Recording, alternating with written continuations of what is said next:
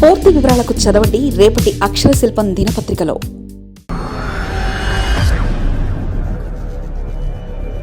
DSC విషయంలో దొందే.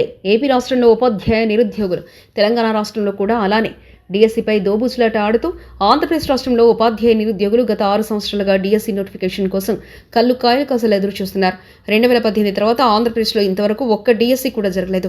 గత YCP ప్రభుత్వం అదిగో డిఎస్సి ఇదిగో డిఎస్సి అంటూ కాలయాపన చేస్తూ వచ్చింది. ఉపాధ్యాయ నిరుద్యోగులు మాత్రం ప్రభుత్వం నుంచి చిన్న స్టేట్మెంట్ వచ్చినా కూడా చేస్తున్న ప్రైవేటు ఉద్యోగాలు మానేసి డిఎస్సి కోసం కోచింగ్ సెంటర్లకు పరుగులు పెడుతున్నారు. రాష్ట్రంలో కొన్ని లక్షల మంది అభ్యర్థులు ప్రభుత్వ ఉపాధ్యాయ ఉద్యోగం కోసం సన్నద్ధమవుతున్నారు. నిరుద్యోగుల పుణ్యమా అని కోచింగ్ సెంటర్లు బాగుపడుతున్నాయి, కానీ ఏ ఒక్క నిరుద్యోగికి లాభం చేకూర్చట్లేదు. అసలు నిరుద్యోగులంటే ఈ ప్రభుత్వాలకు ఎందుకు పట్టదు? ఎన్నికల సమయంలో భారీ హామీలు కురిపించడం, గెలిచాక వాటి ఊస ఎత్తకపోవడం ప్రతి ప్రభుత్వానికి అలవాటైపోయింది. గత వైసీపీ ప్రభుత్వం అధికారంలో ఉన్న 5 ఏళ్లు నోటిఫికేషన్ ఇవ్వకుండా అభ్యర్థులకు నరకం చూపించింది. ఇక 2 నెలల్లో ఎలక్షన్స్ వస్తున్నాయనగా హడావిడి అతీగతి లేని పోస్టులతో నోటిఫికేషన్ జారీ చేసింది. కానీ అది కూడా ఆగిపోయింది. మాకు ఓటేయండి, మొదటి సంతకం డిఎస్సి పైనే అని ఊరించిన కూటమి గెలిచాక సంతకం అయితే చేసింది, కానీ నోటిఫికేషన్ ఎప్పుడు ఇస్తుందో క్లారిటీ అయితే లేదు. అయితే ఎప్పుడు అడిగినా త్వరలో అనే మాటనే చెప్తుంది. త్వరలో అంటే ఏమిటి? ఎప్పుడని అనుకోవాలి? త్వరలో అంటే 2 నెలల 2 ఏళ్ల ఏమనుకోవాలి అని నిరుద్యోగులు ఆందోళన చెందుతున్నారు.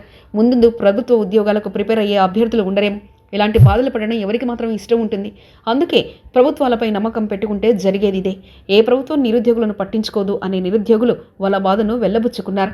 అటు తెలంగాణలో ఉపాధ్యాయ పోస్టుల భర్తీకి విద్యాశాఖ డిఎస్సి 2024 నిర్వహించింది. దీని ఫలితాలు సెప్టెంబర్ 30న వచ్చాయి. డిఎస్సికి ఎంపికైన అభ్యర్థులకు 1 అక్టోబర్ 2024 నుంచి 5 అక్టోబర్ 2024 వరకు సర్టిఫికెట్లు ఇచ్చారు. అలా ఎంపికైన టీచర్లకు సీఎం రేవంత్ రెడ్డి 9 అక్టోబర్ 2024న హైదరాబాద్ ఎల్బీ స్టేడియంలో నియామక పత్రాలు ఇచ్చిన సంగతి తెలిసిందే. ఇదిలా ఉండగా తెలంగాణ డిఎస్సి స్పోర్ట్స్ కోటాలో అభ్యర్థుల ధ్రువపత్రాలను పునఃపరిశీలించాలని రాష్ట్ర విద్యాశాఖ నిర్ణయించింది. ఈ నేపథ్యంలో నవంబర్ 20, 21, 22వ తేదీల్లో సర్టిఫికెట్ వెరిఫికేషన్ చేయనుంది. కొంతమంది అభ్యర్థులు ఫేక్ సర్టిఫికెట్లు పెట్టి స్పోర్ట్స్ కోటాలో ఎంపికైనట్లు ఫిర్యాదులు రావడంతో విద్యాశాఖ ఈ మేరకు నిర్ణయం తీసుకుంది.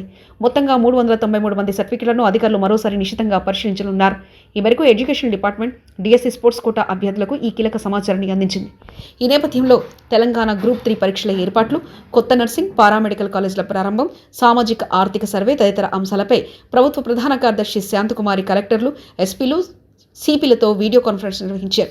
రాష్ట్ర వ్యాప్తంగా 1401 పరీక్షా కేంద్రాల్లో దాదాపు 5.36 లక్షల మంది విద్యార్థులు గ్రూప్ 3 పరీక్షలకు హాజరవుతున్నారని సీఎస్ తెలిపారు.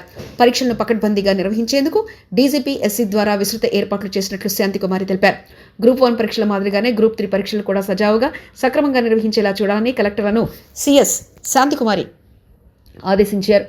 కలెక్టర్లను ఎస్పీలు, సిపిలు స్వయంగా పర్యవేక్షించి అన్ని పరీక్షా కేంద్రాల వద్ద విస్తృత ఏర్పాట్లు ఉండేలా చూడాలని, ఫుల్ ప్రూఫ్ పద్ధతిలో పరీక్షలు నిర్వహించాలని సీఎస్ శాంతికుమారి ఆదేశించారు. డీజీపీఎస్సీ చైర్మన్ మహేందర్ రెడ్డి పరీక్షల నిర్వహణకు కమిషన్ ఏర్పాటు చేసిన సంగతి సంక్షిప్తంగా సీఎస్కు వివరించారు. పరీక్షలను పారదర్శకంగా, సమర్థవంతంగా నిర్వహించేందుకు కలెక్టర్లకు అవసరమైతే ఆదేశాలు జారీ చేశామని తెలిపారు. మరిన్ని కథనాల కోసం సబ్స్క్రైబ్ చేసుకోండి మీ అక్షర శిల్పం. పూర్తి వివరాలకు చదవండి రేపటి అక్షర శిల్పం దినపత్రికలో.